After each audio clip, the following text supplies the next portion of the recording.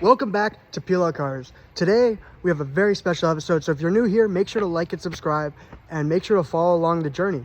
But today I am announcing officially my brand new to me C5 Corvette.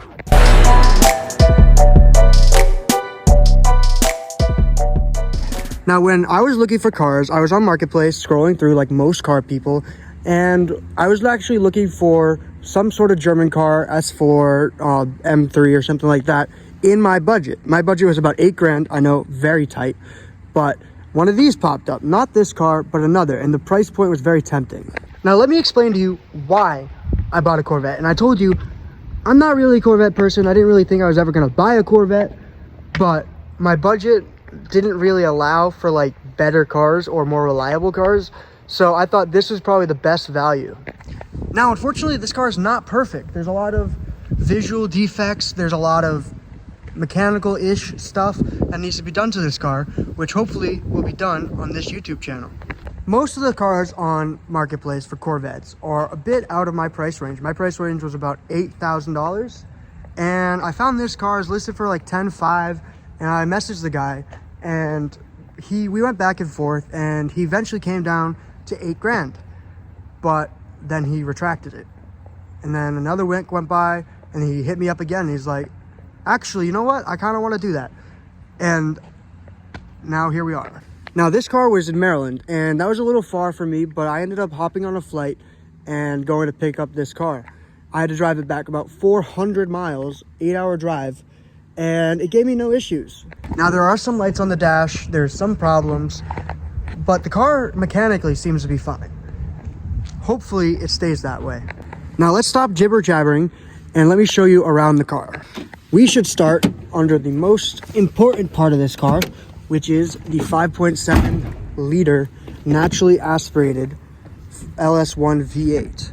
This power plant is extremely reliable. These cars are known for going at least 300,000 miles on these engines. There's actually one of these with about 800,000 miles, and it's an automatic, which is surprising. Now these cars in their prime create about 350 horsepower.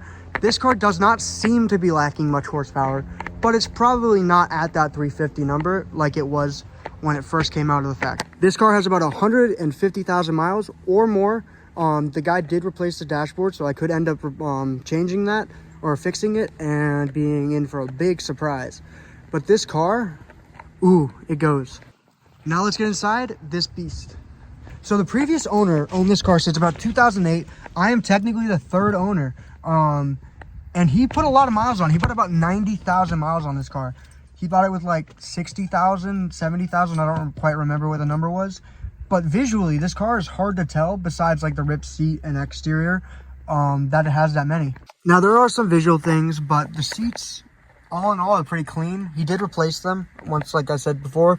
And this touchscreen is the only other problem in this car. It doesn't work very well. It does work. He put it in about 2008, but it's kind of meh.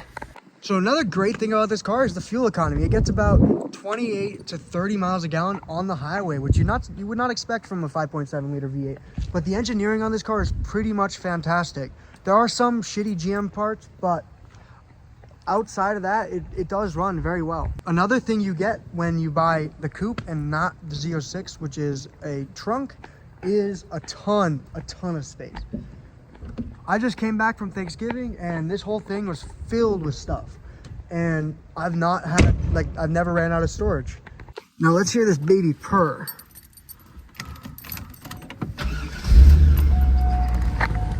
It does have a chirp because of the AC and heat, but idles perfectly well. She sounds good, although I do need to cut that off and get an exhaust at some point.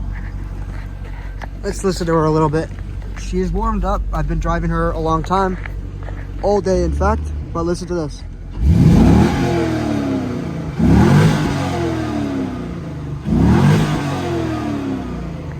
Yeah, she sounds good.